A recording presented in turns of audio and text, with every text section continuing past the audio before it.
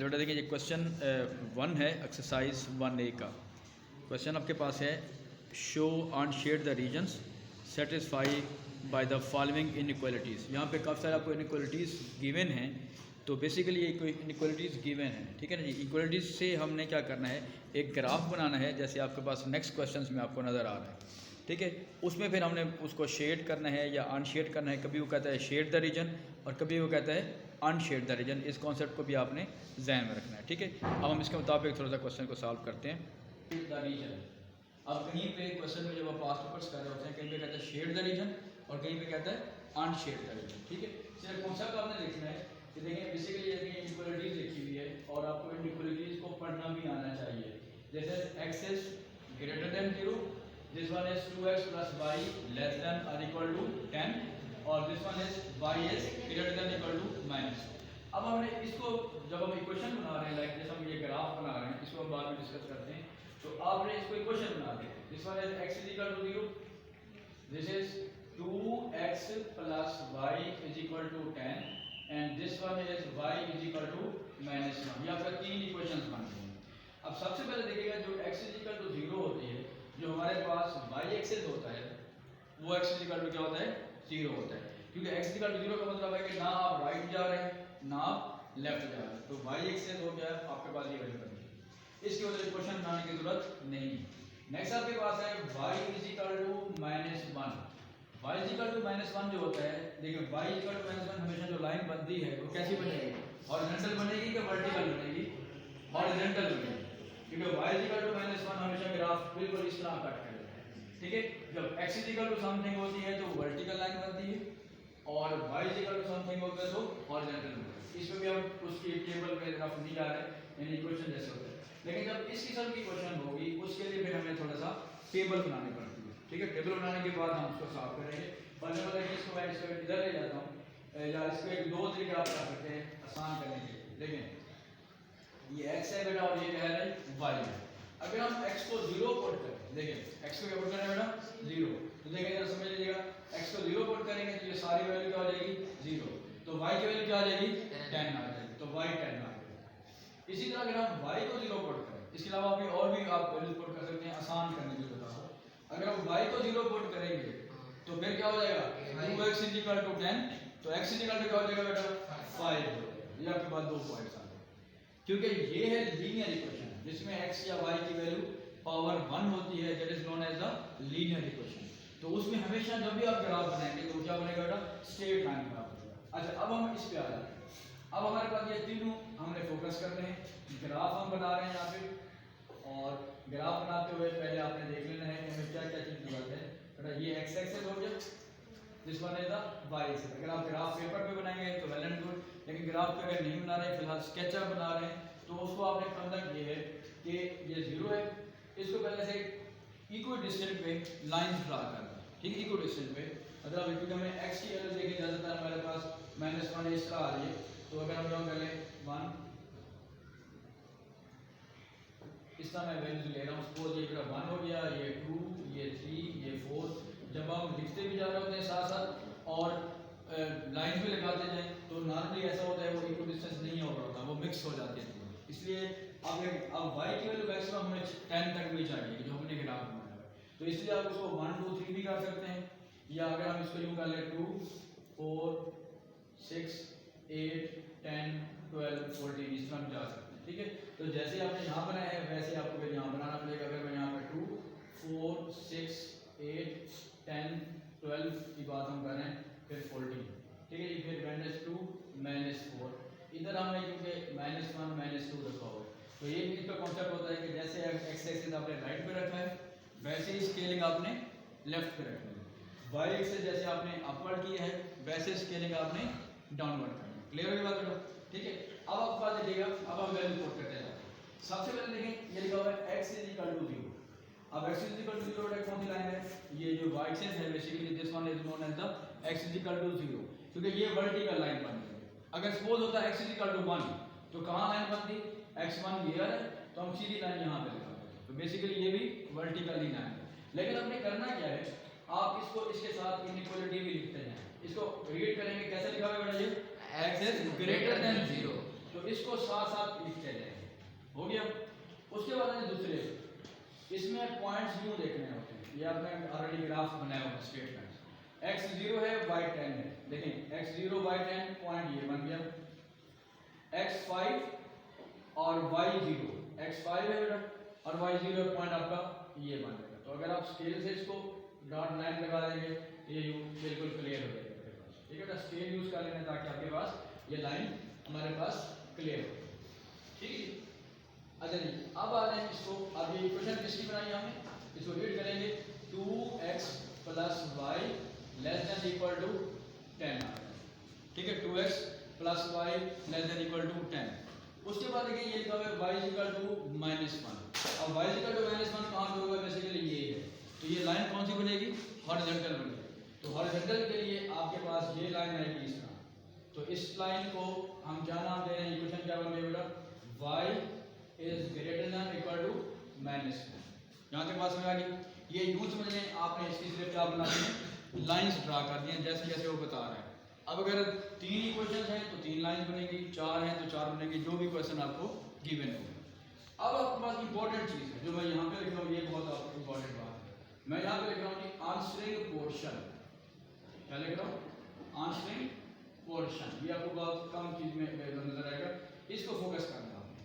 Answering portion का मतलब ये है जब आपके पास ग्रेटर लिखा होगा, यानी कि आपने पढ़ना है कि ग्रेटर देन दैट, तो आपका जो आंसरिंग होगा वो या तो राइट साइड पे होगा आंसर या अपवर्ड होगा। अगर आपका पढ़ना है लेस लिखा हुआ है या स्मॉलर लिखा हुआ है तो आपका आंसरिंग पोर्शन लेफ्ट साइड पे होगा बेटा, या क्या होगा, डाउनवर्ड होगा। अब मैं क्या कहना चाह रहा हूँ, देखिए इसको पढ़ेगा, इसमें बार बार कहते हैं लिखा बेटा x इज ग्रेटर देन 0, ये लाइन है ग्रेटर देन 0, इसका आंसर किस तरफ होगा, इसका राइट साइड पे होगा। तो आपने पहले ही साइन ऑफ एरो लगा देना, पहले ही साइन ऑफ एरो लगा देना। नेक्स्ट देखिएगा ये क्या लिखा है बेटा, इसको पढ़ेंगे 2x plus y is less than equal to 10। Less का मतलब है इसके, देखिएगा लेस का मतलब है या तो लेफ्ट पे आंसर होगा या डाउनवर्ड होगा, तो इसमें हमारा डाउनवर्ड इसका आंसर आ रहा है, तो इस तरफ आप पहले साइन ऑफ एरो लगा दें, इसका आंसर डाउनवर्ड आ रहा है। फिर हमके पास लाइन आ रही है कि लास्ट ये वाली y is greater then -1, line ये आ रही है, ग्रेटर का मतलब क्या होगा, आंसर किस तरफ होगा, अपवर्ड होगा, तो ये आपने एक साइन ऑफ एरो लगा। हाँ, यहाँ तक बात क्लियर होगी।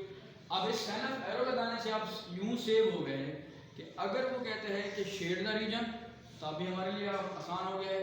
अगर वो कहते हैं अनशेड द रीजन, तब भी हमारे लिए अब स्टेप हमारे क्या हो गया, आसान हो गए। नॉर्मली हमारी जो बुक्स हैं ओ लेवल्स वगैरह की, उसमें वो अनशेड कहता है, लेकिन कहीं कहीं पे वो शेड द रीजन भी कहता है। सेकंड ईयर में भी एक पूरा चैप्टर है, ठीक है, उसमें सेकंड ईयर मैथ्स में चैप्टर 5 है, उसमें भी यही बेसिक कॉन्सेप्ट आपके पास आ रहा हो, ठीक हो गया। अच्छा जी, अब एक पॉइंट हम और करेंगे उसमें, वो फिर हमारे पास कॉन्सेप्ट क्लियर हो जाएगा जी। अच्छा जी, अब ये क्या आ रहा है, अब उसने कहा है अनशेड द रीजन। अब अनशेड द रीजन का मतलब क्या है, देखिए अच्छा इसमें एक और चीज जरा देखिए, एक तो बात आपने ये ध्यान रखनी है बेटा, दूसरी बात आपने डायग्राम को देखना है। अगर वो कहता है लेस का सिंबल लेस देन और इक्वल टू है या ग्रेटर देन और इक्वल टू है, तो बोल्ड लाइन यूज करेंगे। क्या लाइन यूज करेंगे बेटा, बोल्ड लाइन। अगर लेस देन और ग्रेटर देन है तो आप डॉटेड लाइन यूज करेंगे। अब इसका मतलब क्या हुआ, देखिएगा इस सवाल में बाई चांस हमारे पास दिया हुआ है x is greater then 0, x is greater then 0 का मतलब है कि इससे बड़ा है, इसके इक्वल नहीं हो सकता, इसका मतलब ये है। तो मैंने क्या इस्तेमाल किया है, डॉटेड लाइन इस्तेमाल किया है। अब डॉटेड लाइन आप कैसे इस्तेमाल कर सकते हैं, अगर आप पेंसिल यूज कर रहे हैं लाइन लगाने के लिए, तो उसके बाद आप यूं कर सकते हैं कि स्केल से इरेजर से ऐसे डॉट लगा सकते हैं, ये आपकी उसमें डॉटेड लाइन बन गई। हाँ जी, बात समझ रही है, ये क्या बन गई है, डॉटेड लाइन। या इसको आप यूं भी इस तरह भी बना सकते हैं, यूं लगा देंगे डॉटेड लाइन बन गई। उसके बाद देखिए बाकी वो इक्वल टू है तो उसमें फर्क नहीं पड़ेगा। हाँ जी, अब जब ये बात समझेगा शेड कैसे करेंगे। अब आंसर कौन सा बन रहा है, देखें उसने कहा अनशेड करेंगे। अब इसको देखिएगा, इसका आंसर इस तरफ है, शेड आप दूसरी तरफ करेंगे, शेड अपोजिट साइड पे करेंगे। अब ये सारा ही शेड हो रहा है, मतलब इस तरह इसका आंसर नीचे की तरफ है, शेड की तरफ करेंगे अपोजिट साइड पे करेंगे। हाँ जी, क्लियर बात। इसका आंसर अपवर्ड है, शेड कहाँ करेंगे, उसके अपोजिट साइड पे करेंगे। अब आप देखिए खुद ब खुद आपके पास एक अनशेडेड रीजन बन जाएगा। क्लियर हो के बाद अगर किसी सवाल में कहते हैं शेड द रीजन, तो जिस तरफ आंसर है उसी तरफ शेड करेंगे, वो फिर सबके जो कॉमन पॉइंट बन जाएगा, कॉमन रीजन बन जाएगा, that will be the required region. Basically इस सवाल में ये आपका रिक्वायर्ड रीजन है। क्लियर हो के बाद, और दूसरी चीज, अगर 3 लाइंस दी हुई हैं, इनइक्वालिटीज दी हुई हैं, तो आपके पास जो शेप बनेगी वो ट्रायंगल बनेगी। इसी तरह से आप इस सवाल पे आ जाए प्लीज, ये जो क्वेश्चन है क्वेश्चन नंबर 2 में, अब बेसिक उसका कॉन्सेप्ट वही है, जो मुश्किल चीज भी है हमारे लिए और इंपॉर्टेंट चीज भी। क्वेश्चन 2 में बेटा क्या कह रहा है, उसने क्वेश्चन 2 में ये कहा है कि इसकी, अगर मैं इसकी स्टेटमेंट पढ़ूं प्लीज क्वेश्चन नंबर 2 की, तो वो बेटा लिखा हुआ है, in each of the following cases write down the inequalities which define the unshaded region. आपने इनइक्वालिटीज खुद लिखनी है। अब इस क्वेश्चन में हमने 2 पार्ट सेलेक्ट किए, ठीक है, इसमें हमारे लिए बहुत आसान हो गया है, उसने सारे इक्वेशंस दे दी हैं पहले से, but you have to convert these equations into inequalities form, ठीक है। आपने इसको इनइक्वालिटीज फॉर्म में जो है वो आपने क्या करना है बेटा, कन्वर्ट करना है। देखिए कैसे करेंगे। अब सबसे पहले देखिए, उसने कहा है कि ये जो अनशेडेड है, अगर आप बुक में देखेंगे तो ये इसका यूं शेड बना हुआ है, ठीक है, मींस आपने इसका सिर्फ बताना है कि इसकी इनइक्वालिटीज को बताओ। सबसे पहले देखें, इसका आंसर बेटा इस तरफ आ रहा है, लाइन लगा देते हैं, इसका डाउनवर्ड आ रहा है, इसका भी डाउनवर्ड आ रहा है, इसका अपवर्ड आ रहा है। अब मैं जरा क्विकली लिख रहा हूँ, देखें इसकी क्वेश्चन बनानी है आपने, x इज ग्रेटर देन 0 है, राइट पे है, इसकी इक्वालिटी क्या बन जाएगी बेटा, x is greater than equal to 0, right पे आ रहा है, ठीक हो गया। इसके डाउनवर्ड आ रहा है, इसकी इक्वालिटी क्या बन जाएगी, y is less than equal to 3, downward है, ठीक है, लेस देन हो गया।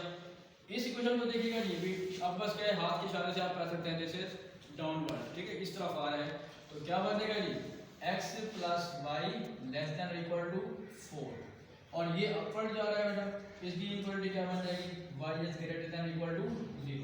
बस सिर्फ आपने ये ख्याल रख लेना है, अगर किसी डायग्राम में कोई डॉटेड लाइन आ रही है तो डॉटेड पे भी ख्याल रखना है, इक्वल टू का यहाँ पे कॉन्सेप्ट नहीं आएगा। बेसिकली यहाँ पे जो फर्स्ट क्वेश्चन हमारे पास है, बाई चांस इसमें हमारे पास कोई भी जो है वो डॉटेड लाइन नहीं है। हाँ जी क्लियर है बेटा जी, हाँ जी क्लियर है जी। अब आ जाए हमारे पास, इसमें मैंने एक सिलेक्ट किया हुआ है सी पार्ट में, देखिएगा बेटा, इसमें सबसे पहले देखिए जो सी पार्ट की शेप दी हुई है अनशेडेड, अनशेडेड का मतलब है कि उसने ये सारा शेड कर दिया है, तो आपके पास अनशेडेड जो शेप है उसको क्या नाम देंगे, ये जो रीजन बच गया है अनशेडेड, इसको कुल क्या नाम दे सकते हैं, जैसे मैंने कहा क्वाड्रिलेटरल, तो स्पेसिफिक नहीं है, क्वाड्रिलेटरल शेप है। Quadrilateral means 4 sided figure, 4 sided figure, तो इसका मतलब है कि इसकी 4 इनइक्वालिटीज होनी चाहिए, तो 4 इनइक्वालिटीज होनी चाहिए। अब आप देखें ना यहाँ पे, ये देखिए, अब मैं इसको अगर 1 बाय 1 करता हूँ, लेट कर मैं इसको 1 का नाम दे रहा हूँ, इसको मैं 2 का नाम दे रहा हूँ, इसको मैं 3 का नाम दे रहा हूँ, और इसको मैं 4 का नाम दे रहा हूँ, ठीक है जी, तरतीब से। अब पहले मैं पहले पे आता हूँ, देखिए इसका आंसर मेरा डाउनवर्ड है, इसका राइट पे आ रहा है, इसका भी आपका इस तरफ लेफ्ट साइड पे आ रहा है, ठीक है ना जी, और इसका आंसर किस तरह जा रहा है, अपर जा रहा है, और आपने साइन ऑफ एरो लगा लेंगे तो आपका वो बहुत ज़्यादा काम आसान हो जाएगा। हाँ जी, अब मैं फर्स्ट लाइन की तरफ जाता हूँ जो मैंने तरतीब बनाई है। हाँ जी, इसका बेटा क्योंकि डाउनवर्ड है, इसकी मान लेंगे y is 2y less than और equal to x plus, this one is x plus 4, एक की ये आ गई इक्वालिटी। दूसरी मैंने ये बनाई हुई है, अब इसका लेफ्ट पे आंसर है, लेकिन क्योंकि ये डॉटेड लाइन है तो that will be x is less than 4 not equal to, क्योंकि डॉटेड लाइन यहाँ पे आ रहा है। तीसरी मैंने ये लाइन बना दी है, इसका बेटा अपवर्ड आंसर आ रहा है, और इसकी क्वेश्चन उसने क्या दी हुई है, 4y ग्रेटर देन और इक्वल टू x। जो फोर्थ लाइन है, फोर्थ लाइन बेटा आपके पास ये आ रही है, इसका भी आप आंसर किस तरफ आ रहा है, राइट पे आ रहा है, और बोर्ड लाइन है, तो हमारे पास क्वेश्चन बेटा क्या बन रही है, 4x plus y greater than और इक्वल टू 4, ये आपके पास क्वेश्चन आ रहा है। हाँ जी क्लियर है बात बेटा, ठीक है। इसी तरीके से अगर आपके पास, हम इसको ये 1 2 हो गए बेटा, और कल हम इसके जो नेक्स्ट क्वेश्चन होंगे फिर वो डिस्कस करेंगे। हाँ जी।